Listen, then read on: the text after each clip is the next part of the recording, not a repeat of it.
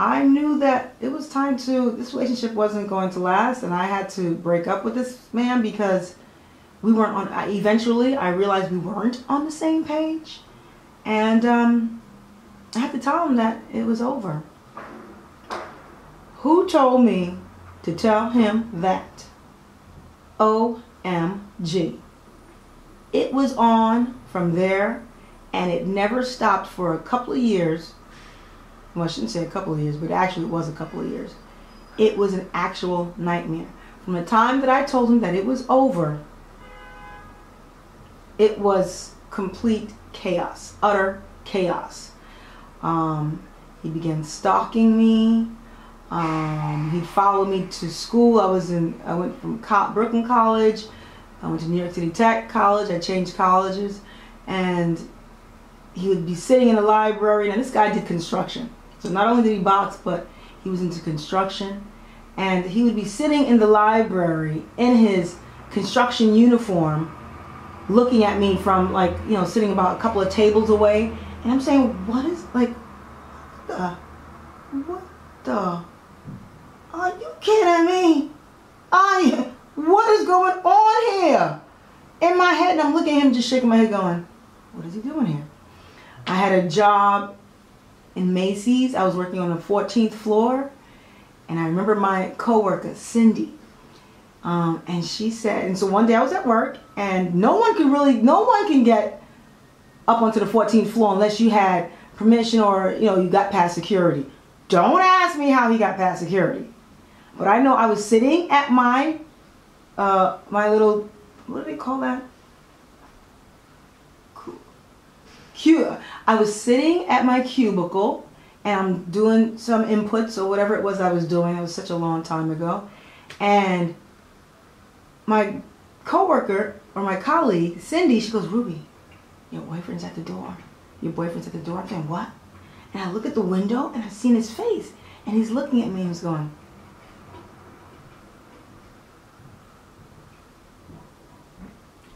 I said, oh my gosh. So I got up, I went to the door, and sure enough, it was a huge fight, argument. Security had to come, remove him from the building. So it got really, really bad to the point now it just escalated. So now it got to the physical. We were fighting. He smacked me. I have to tell you how that happened. How it became physical. Well, you know, obviously, if you're going through something like that, eventually it's going to become physical. So I didn't have a clue though. I was walking with him one day, and we were heading off somewhere. I don't know, we were walking to the train station, and he said something, I said something, and you know, I have a mouth on me, like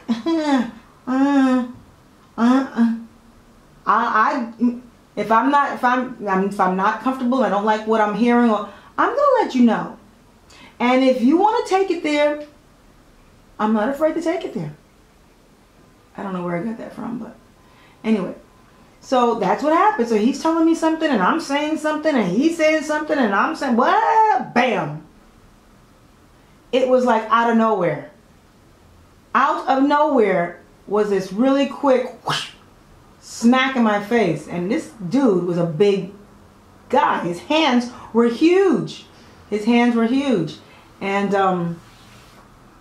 you know, I'm so, like, disappointed that I didn't really just turn around and beat the crap out of him right there. I mean, I knew I couldn't really fight him. You know, it did get to that point where I did fight back, but it was so quick, it was more like a shock. Like, what the hell just happened here? Like, what just happened? So that was the first time, and it wasn't the last. And, yeah, it wasn't the last. It got increasingly worse. So I think when he smacked me, I think I broke up with him. As a matter of fact, I'm pretty sure I did break up with him. And why women go back with men who abuse them, I don't know everyone's, you know, reason for it, or every woman's reason for going back with a man who abused them, or who smacks them, or who hit them, or who hits them. But I can certainly tell you mine. The reason why I went back is because he would beg and cry and cry and plead. I mean, you're talking about a 6'4" boxer knocking out men in the ring, bragging, boasting. What was his Golden Gloves back in the days? I don't know if they still have it. This dude would be bawling, crying, whimpering like a little girl. And I would feel so sorry for him because I'd never seen a grown man like that cry. So he must, you know, he must be really sorry for what he did. Nigga went and did it again and again. So I don't know what, did I just say nigga? I said nigga, N-I-G-G-A. You should never use that term anyway, but sometimes you get so pissed off like, what? What? Nigga, what? Nigga, what? Did you just smack me? Oh no you didn't.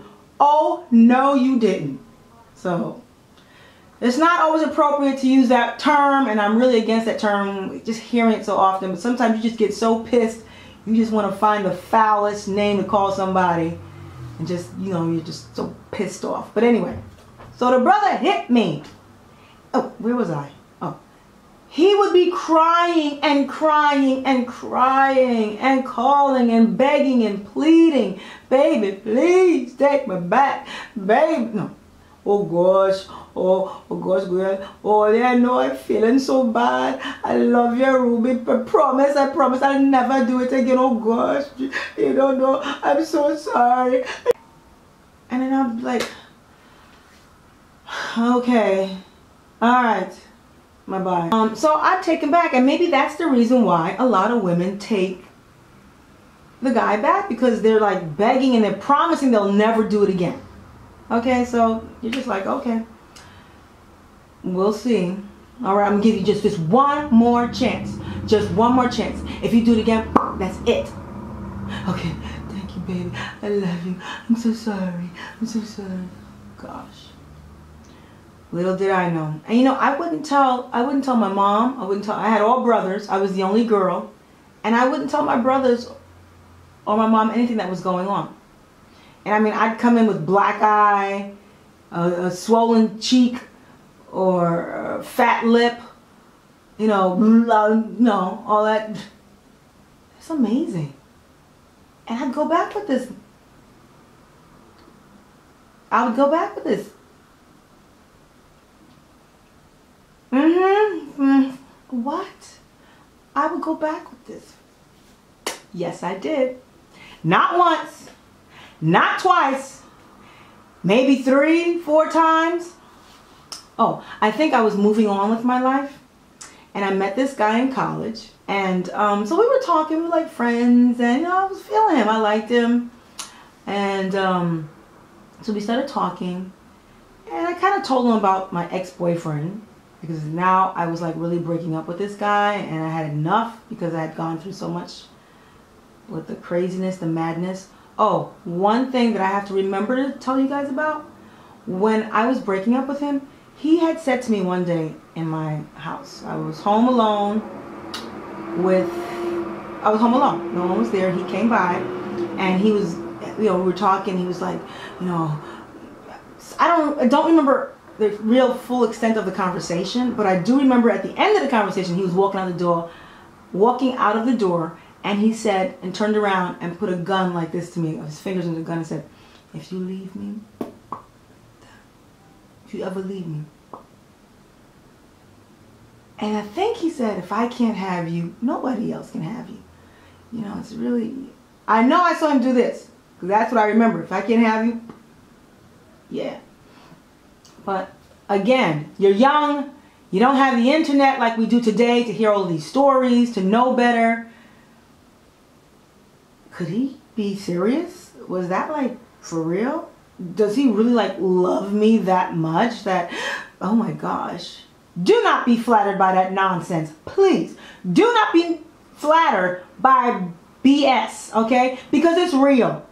If a guy is telling you that, he is freaking insane, cuckoo, loony, you know, G-building crazy. You do not want to deal with someone like that, okay? So, I didn't know. And I kept it from my brothers, my family, because I don't want my brothers to killing the man, or hurting him, or doing something to him, and now they have to pay the consequence for my, you know, for me choosing this person and dealing with him. I didn't want my mom to be, you know, stressed out, so I just kept it from everyone.